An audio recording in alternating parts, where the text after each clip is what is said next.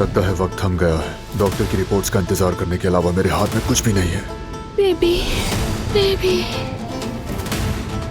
अपनी माँ को मत छोड़ो। दिलान जागो। मेरा बेबी,